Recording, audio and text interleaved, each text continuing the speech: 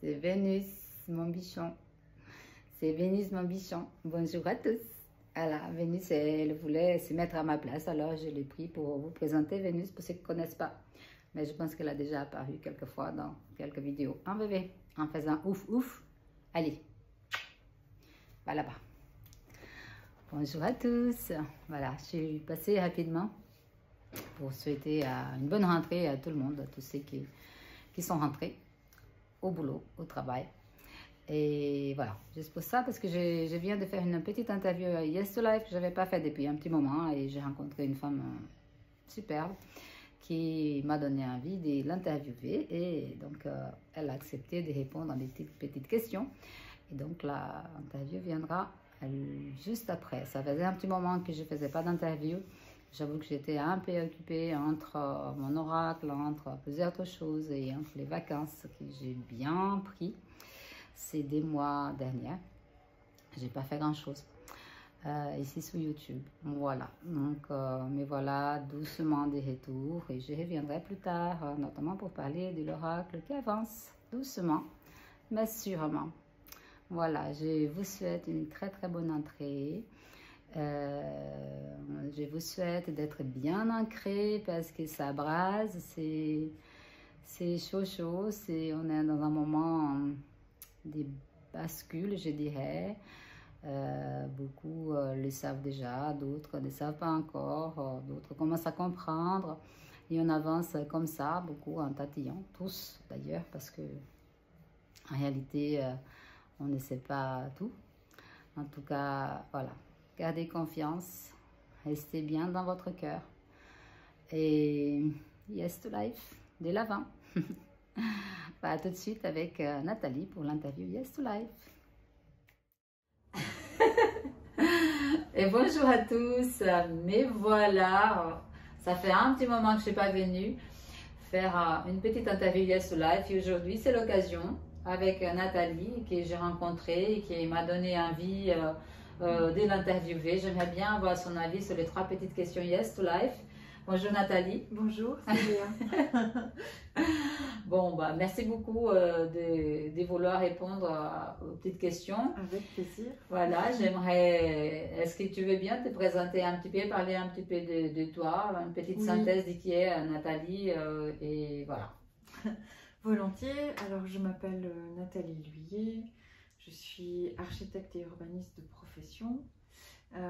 Mais ma constellation est beaucoup plus vaste que ça, puisque je travaille beaucoup avec le vivant, et du coup j'ai plusieurs cordes à mon arc. J'aime beaucoup travailler avec les tarots, je suis arboriste, je fais beaucoup de... J'habite en Suisse, dans les montagnes, il faut le dire, parce que ça me caractérise aussi beaucoup. J'ai pas mal de relations depuis enfant avec le monde naturel, et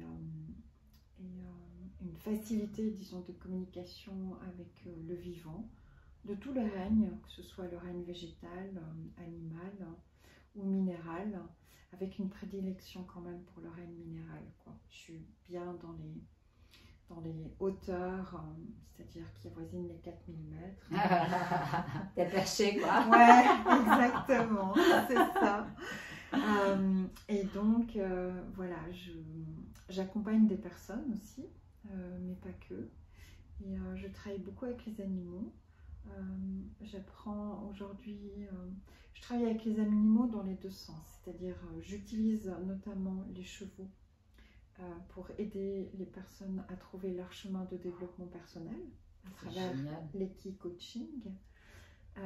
Mais je trouvais que si on faisait le geste que dans ce sens, c'était un peu déséquilibré. Donc aujourd'hui, je fais une formation de médecine traditionnelle chinoise et de shiatsu, mais je ne pratique pas sur les humains, je pratique uniquement sur les animaux. Et donc j'apprends sur les chevaux pour leur redonner aussi beaucoup de choses, quoi. Voilà. C'est super, tu vas nous raconter plus, oui. À mon avis, on va le développer dans la suite. Oui. C'est génial. Bon, bah, merci déjà pour parler un petit peu de toi. Et c'est parti pour les 3 petites questions Yes to Life. D'accord. Donc, comme d'habitude, Généralement, les gens, ils connaissent pas les petites questions. Je crois que c'est bien ton cas. Oui, je confirme que c'est bien mon cas. Et ça, c'est Vénus. C'est Vénus qui veut participer. Ben voilà, mon petit Vénus. Voilà. Pour une fois, je suis à la maison, donc elle est là. Si jamais elle va faire waouh waouh, c'est normal, en fait, abstraction. Et voilà, donc les petites questions Yes to Life. Nathalie, fais-tu partie des gens qui disent oui à la vie? Si c'est le cas, comment tu fais cela? Alors, oui, c'est un grand oui à la vie, vraiment. Et comment je le fais? Ben, tout simplement, au quotidien, je suis baignée dans les relations avec la nature. Je marche environ 10 km par jour dans la forêt et à partir de là, je me sens tellement vivante, tu sais. C'est vraiment très très fort, quoi. Après, j'aime aussi, j'ai besoin de pratiquer beaucoup de sport parce que je pense que je suis quelqu'un qui a beaucoup d'énergie. Et du coup, le sport me permet de me réguler. Et dans la pratique du sport, vraiment de nouveau, tu vois, le souffle, la respiration, etc., ça te fait vraiment sentir très très vivant. Ça, pour moi, c'est l'essentiel. C'est vraiment mon pilier. Et une fois que ce quota-là est rempli, alors je peux aller vers les autres, vers l'extérieur, même vers les milieux urbains, etc. Parce que je suis porteuse de cette énergie vitale. Chez moi, elle se manifeste d'une manière très animale, quoi, vraiment. Et ensuite, ben, elle me donne l'élan pour aller vers des choses plus cérébrales, quoi. Voilà comment je pratique le Yes to Life. Je trouve ça génial. C'est super, merci beaucoup. Bon, deuxième question concerne l'œuvre d'art. Penses-tu que l'œuvre d'art peut aider à élever la conscience? Ah oui, complètement. Je pense que, pour moi, l'artiste a vraiment un rôle déterminant dans la société. En ce sens qu'il permet, par son œuvre, par son travail réalisé et par son attitude aussi, de justement sortir un peu de la matrice et du formatage. C'est ce fameux pas de côté qui fait que tu regardes les choses différemment et que tout d'un coup tu peux trouver un sens. Alors je ne suis pas moi-même artiste, en tout cas je ne me considère pas comme telle parce que je pense vraiment que l'architecture n'est pas un art à proprement parler. Mais je trouve capital le fait qu'il y ait vraiment ce mouvement, tu vois, ce fameux pas de côté où tu regardes différemment et tu interroges différemment. Et ça ouvre les consciences de tout le monde parce que dans le rapport qu'on a à l'œuvre d'art, c'est un rapport très émotionnel. Et on fait vibrer quelque chose qui fait que ça va ouvrir une conscience différemment. C'est un peu, je trouve, par exemple, dans les cours aristocratiques, il y avait toujours ce qu'on appelait le fou du roi, tu vois. C'était souvent des saltimbanques, des artistes. Mais c'était le plus haut conseiller du roi, parce qu'il permet le regard différemment, et la vraie intelligence du cœur, finalement, tu vois, et pas celle de la raison. Et j'aime beaucoup ça. J'aime beaucoup. Ouais, j'aime dire que les clowns, hein, les fous du roi n'est rien d'autre qu'un clown. Et c'est un métier extraordinaire parce que je pense que c'est un des métiers où demande le plus de dignité possible, c'est-à-dire de pouvoir en toute dignité dire la vérité en rigolant ou en souriant, ou aussi moquant, comme ça, moquant. Et c'est vraiment, il faut vraiment pouvoir le faire. Donc, alors, moi j'ai enseigné à des jeunes étudiants aussi, et je leur disais toujours, vous avez un devoir d'impertinence. Tu vois, cette impertinence, ce fait de faire le pas de côté, de jamais rien prendre pour acquis, d'interroger les choses, c'est un devoir. Et certains de mes étudiants m'ont dit, oui mais bon, les clowns, c'est pas très sérieux. J'ai dit, alors, détrompe-toi. C'est ça. On peut le faire, on peut être très sérieusement un clown. Ce n'est pas antinomique. Au contraire, c'est une exigence de base. Absolument. Oui, tout à fait. Non, je partage ton point de vue, Célia. Oui, c'est ça. Oui, c'est ça. Et ça me fait penser à une chose que j'avais dit à Victoria à un moment. Ma fille, je ne sais pas pourquoi, j'ai glissé sur ma fille, mais bon, ça, voilà, c'est sa fille comme ça.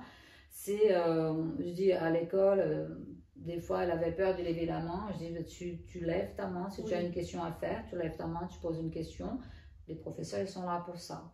Et une fois, je lui dis, si à un moment, peu importe, si tu estimes que ce qui est dit, ce qui se passe dans la salle n'est pas juste et que toi, tu estimes, même si il n'y a que toi qui estime que ce n'est pas juste, sache que tu as le droit, c'est ton droit souverain de se dire, je suis désolée, je ne suis pas d'accord. Je ne suis pas d'accord avec cette vision-là, tu vois. Et c'est un peu ce qu'on perd, cette libre parole, tu vois. Et le fait d'exprimer sa pensée libre. En plus, je pense vraiment que il n'y a pas une réalité meilleure qu'une autre, tu vois. On a chacun notre réalité et c'est notre façon d'être au monde et c'est concret pour la personne qui le pense, quoi. C'est ça. Chacun a sa réalité. Pour revenir à l'œuvre d'art, pour finir la question, c'est clair que l'œuvre d'art, en fait, elle est pour toi ce que résonne en toi par rapport à ce qu'elle t'a envoyé. Ça, et ça sera comme ça pour chaque personne qui le fera. Donc c'est vrai que j'ai l'habitude de dire qu'une œuvre d'art n'est jamais finie parce qu'elle va continuer à vivre sous le regard de chaque personne qui les regardera jusqu'à la fin des jours. Exactement. Et c'est une façon très singulière. On entre tous en relation avec l'art de manière très singulière. Voilà. Tout à fait. Oui. Voilà. On est là avec Vénus encore et on continue. Donc pour la dernière question, Nathalie, voilà. La dernière question concerne l'actualité, les mondes dans lesquels on vit aujourd'hui. Comment tu situes-tu dans les mondes qu'on vit aujourd'hui? Comment fais-tu pour les traverser? Et si tu avais un antidote une opinion sur ces mondes-là, comment tu ferais pour l'améliorer, voilà. Je pense que je ne suis pas vraiment en capacité de l'améliorer. Enfin, je pourrais peut-être faire une comparaison avec mon métier d'urbaniste, parce que quand on est urbaniste, on travaille pour la société, pour tout le monde, quoi. Et du coup, je crois que ce métier, enfin si tu veux, quand j'étais jeune urbaniste, au départ de ma profession, j'étais enflammée, j'adore mon métier, donc je m'engageais beaucoup, je voulais bouleverser le monde, je voulais, tu vois. Et en fait, ce que les années d'expérience m'ont appris, c'est que les personnes qui constituent la société font des choix et ont des responsabilités par rapport à ces choix et le monde est le résultat de ces choix, tu vois. Donc ça ne m'appartient pas à moi de le changer. Je peux y contribuer parce que moi aussi je fais des choix et je dois prendre mes responsabilités par rapport à ces choix. Et chacun de nous, on doit prendre nos responsabilités par rapport à ces choix. Mais le chaos dans lequel on vit aujourd'hui, c'est aussi une conséquence de nos choix, à tous. Et moi, c'est ça que j'aimerais dire. Je n'ai pas de formule magique pour changer le monde, mais par contre, je suis absolument convaincue que le savoir-être, c'est quelque chose qu'on doit cultiver, et on travaille beaucoup trop peu ça. On ne l'enseigne pas, on ne sensibilise pas les gens à ça. Et le chaos dans lequel on est découle de ça. Il ne découle pas des savoir-faire, mais il découle du savoir-être de chacun. Voilà, c'est tout ce que j'aimerais dire, parce que si on prend conscience de ça, je pense qu'on est en capacité de changer bien des choses. Oh, combien je suis d'accord avec toi. Et je pense que c'est bien là la différence entre éduquer et initier. Exactement, tout à fait. Après, chacun est libre de faire son chemin, mais il va emporter la responsabilité. C'est ça. Je pense. Et éduquer, je pense que ça a ses limites, parce que comme tout être vivant, on n'aime pas être contraint. Par contre, qu'on expose vraiment les choix possibles et que l'Adam fasse son chemin, eh bien, je pense que ça, c'est beaucoup plus durable. Et malheureusement, je trouve que nos enfants ne sont pas du tout éveillés au fait que leur choix porte des responsabilités. Et je crois qu'on ne doit pas épargner ça aux enfants. Ils sont ô combien intelligents et tout à fait capables de comprendre ça. Mais si on laisse croire en toute innocence qu'on peut faire des choses en toute impunité, ben forcément, ça amène au chaos, quoi. Voilà. Et cette notion de choix et de responsabilité, elle n'est pas souvent corrélée dans notre société. On est bien d'accord. Ouais. Oui. C'est clair. C'est super, ça résonne vraiment ce que tu dis et je suis tout à fait d'accord avec tout ça. Et oui, ô combien ça serait important pour nos enfants d'être un peu plus conscients de la puissance qu'ils sont. Oui, c'est ça. Et puis qu'on les éveille à leur capacité de jugement, de discernement, tu vois, qu'ils ont depuis tout petit. Hein. C'est vraiment... C'est quelque chose qui est très présent chez le petit humain. Mais on vient un peu casser ça par les tu dois, il faut, tu vois, et petit à petit, ça s'éteint. Ouais. Et après, c'est difficile de retrouver cette voie-là parce qu'il y a les injonctions sociétales, il y a beaucoup de choses, enfin, voilà, il y a les injonctions religieuses aussi qui ont beaucoup étouffé ça. Alors que je pense qu'en chaque être humain, enfin, voilà, comme toi, je suis maman, on a vu ça chez nos enfants petits. Et peut-être que, en tout cas, toi et moi, je pense qu'on a essayé de le favoriser chez nos enfants, chez nos filles. On a chacune une fille respective. Et je pense qu'on porte une vraie responsabilité par rapport à ça. Il y a une responsabilité sociétale par rapport à ça. Je pense aussi. C'est vrai, je pense aujourd'hui qu'il y a quand même pas mal de parents qui prennent cette responsabilité de passer la responsabilité aux enfants, pas de transmettre au moins cette connaissance qui, à un moment donné, il a à être responsable de son propre maître. Parce que c'est ce que j'ai dit à ma fille, je dis à un moment, je ne serai plus là, c'est toi qui auras ton autonomie, tes décisions et ta responsabilité sur chacune de ces décisions, parce que chaque choix exige une responsabilité sur les résultats.